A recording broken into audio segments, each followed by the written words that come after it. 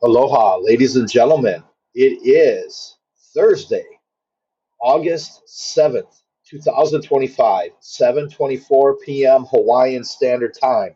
This is day 3 of the FTX sample trade.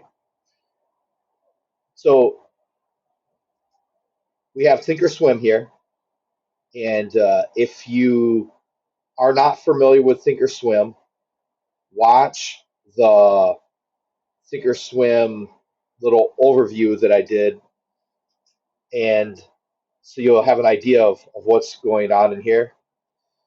But we're going to open up this part, option trades. So I've got FTX under that right now. We're not going to worry about these other ones. But we're going to take a look at FTX.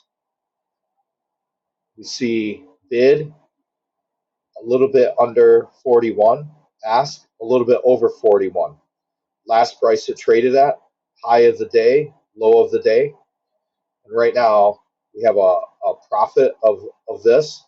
Over here under profit loss year to date, we'll see the total. And because I just started trading FTX in this paper trading account, this is the only profit and loss. And this is the buying power effect, how much it's affecting this number up here. So let's open this up. Now we see there's a lot going on here. So there's two ways to quickly see what's going on. One is when you see all these sells, then you know that those are orders in the market to open a position by selling. Also, you can just look down quantity and you'll see a lot of zeros, except for a -1 there, a -1 there, and a -1 there. These are the three positions that we have right now that is basically making a modified short strangle. So a strangle is when you're short strangle is when you're selling a put, you're selling a put somewhere down here, and you're selling a call somewhere up here. And I don't think it matters what strike price. So when you're doing that, two legs, two different positions, creating this one position. Well, in this particular one, what I have going on is I'm short, actually short two puts, the 36 put and the 37 put, excuse me, and the 38 put. And we're long the 44 call. So we're long a 44 call. This is right under here. And we're short a 38 and a 36 put. Let's look over here under the Analyze tab, Risk Profile.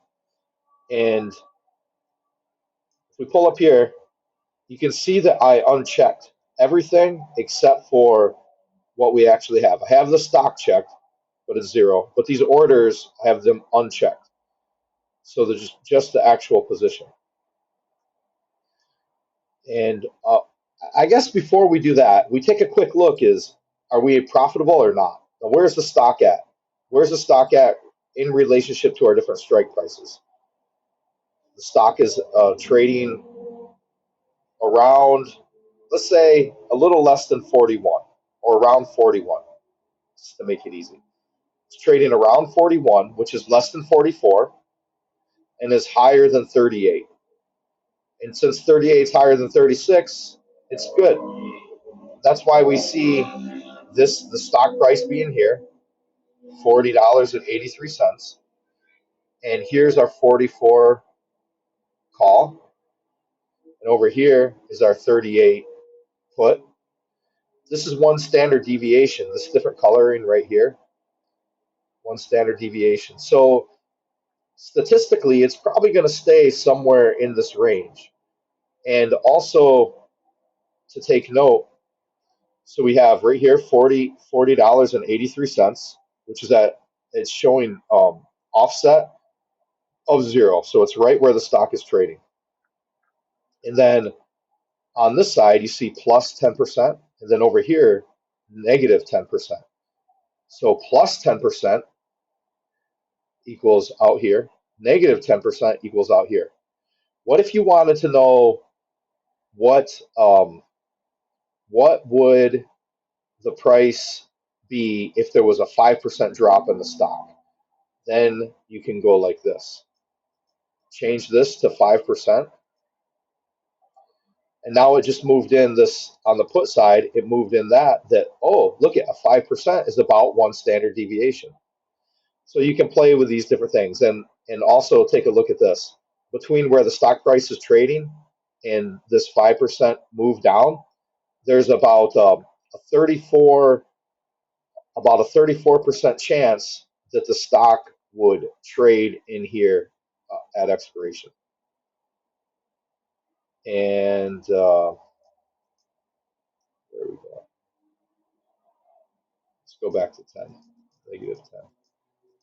So something else that I can quickly check on is I'm going to change this to at expiration. Let's do it one at a time.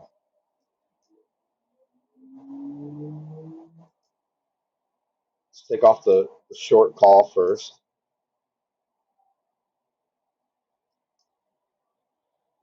Take off the short call. Change this around. Okay, so now we're at the puts. So the first one that we'll do, we'll pull this, see where it's at 37. We're going to pull this over the 38.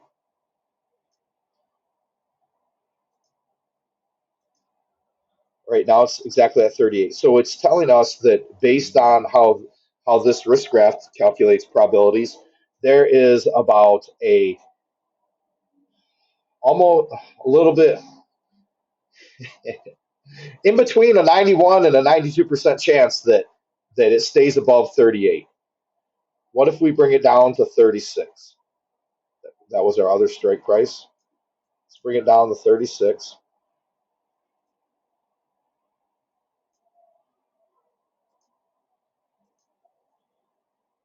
Almost 100% chance that it stays above that. Okay, great. Now let's switch this back just to keep everything hopefully working well. We're going to take off the short puts. Right now we're just left with a short call.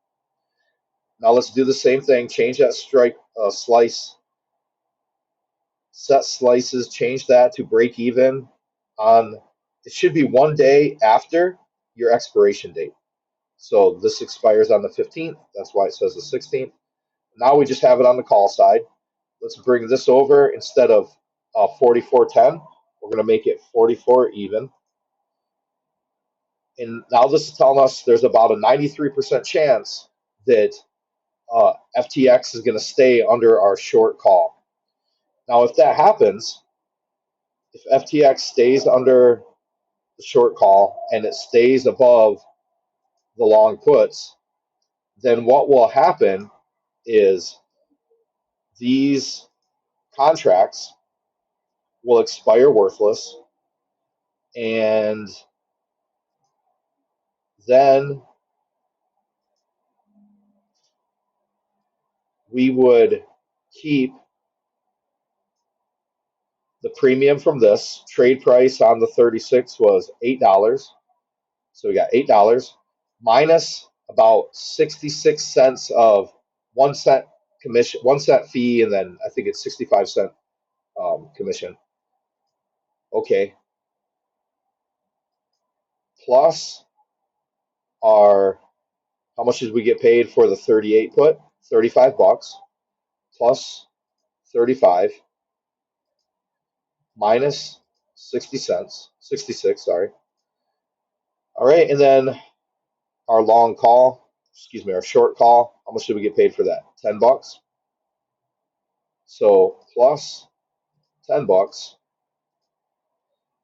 minus 66 cents.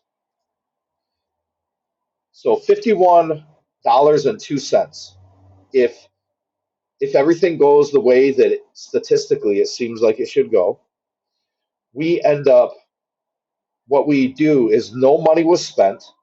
We sold promises, but we sold promises that had a high probability via statistical analysis of expiring worthless promises that we have a high statistical degree to not have to fulfill, and we just keep the money.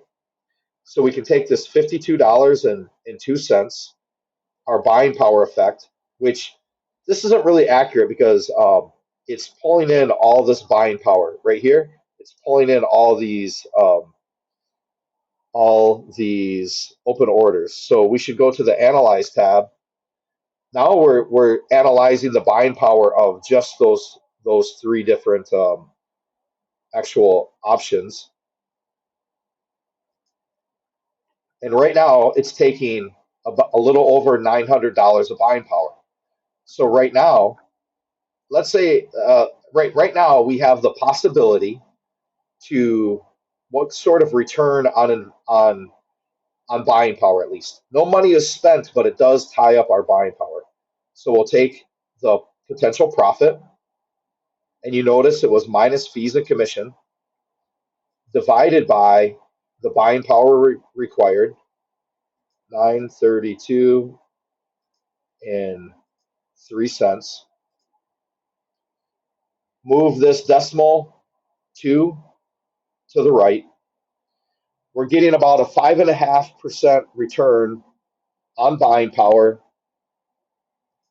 in about 10 days.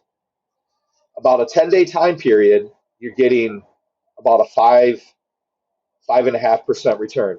Now, it's if you don't understand the fact that it was only 10 days, how many days are in the year? 365. So how many times can you get like a 10-day increment out of 365 days, right? Now when you start adding up the 5% here, the 5% here, the 5% here in these different time length increments throughout the course of the year, you really end up having much bigger than a 5% return because it's compounded. So regardless if it makes mathematical sense to you, you can really just trust me. If you're making 5% return continuously in about a 10 to 30 day time period, and you continuously do that, you're going to have an annual rate of return that's significantly higher than 5%. What I would recommend though is let the percentages work out themselves, and in the beginning really just learn what buttons to press and why. Why am I pressing these buttons? These are the buttons I need to press. Why do I need to press them? So that way, if you know why, you can help formulate decisions. And that's ultimately what you need to be able to do. Having someone tell you what to do, you'll never make as much money as when you can just decide what to do. And it's really not that hard. You can do it to whatever degree of intelligence and temperament you have. You can you can maximize what the stock market has for you. So I hope that helps on, I think, day 3. If I was wrong on the day, I apologize, and I'll be back tomorrow with the right day, hopefully.